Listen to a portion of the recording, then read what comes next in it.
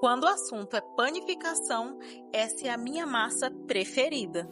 O primeiro passo para fazer essa massa começa na pré-fermentação. Nós vamos adicionar o fermento e a farinha.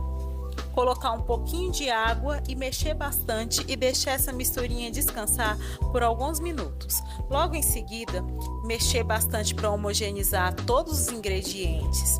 Depois disso, eu vou começar colocando a água morna e o açúcar. Coloca a quantidade certa de açúcar, que isso é muito importante. Depois eu venho com o óleo, coloco o ovo, mexo muito bem a mistura e acrescento o pré-fermento. E após isso eu vou mexendo e adicionando a farinha aos poucos. Vou colocar só uma parte da farinha e vou mexendo toda essa mistura aos poucos.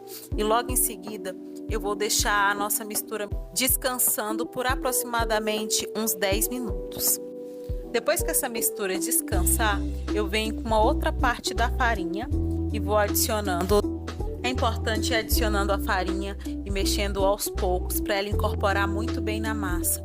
E depois que uma boa parte da farinha estiver incorporada na massa, eu vou colocar o sal. O sal é importante que a gente coloque por último, porque o sal pode fazer com que a eficácia do fermento seja reduzida. Eu untei as minhas mãos com azeite e depois misturei muito bem para incorporar o sal com o restante da massa. Depois adicionei mais o restante da farinha, deixei a massa um pouco úmida para incorporar bem o sal e fui mexendo até chegar na consistência de uma massa não dura, mas também não mole demais. Deixei essa massa crescer por aproximadamente meia hora. E agora chegou o melhor momento, que é o momento de enrolar o pão. Com essa massa eu consegui fazer um pão gigante e consegui também fazer roscas, fatias húngaras, que eu amo.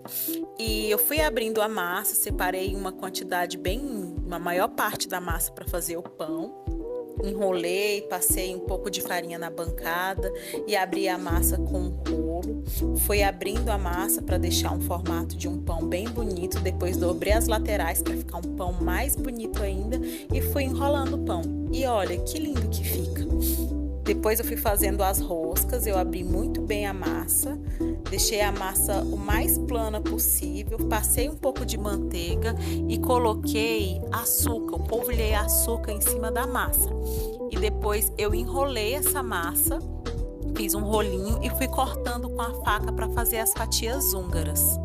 Olhando assim, parece que ficou muito feia, mas depois vocês vão ver o resultado, que linda que fica essa massa. Coloquei na forma, deixei crescer. E para deixar a rosca molhadinha, eu fiz uma calda de açúcar, deixei ferver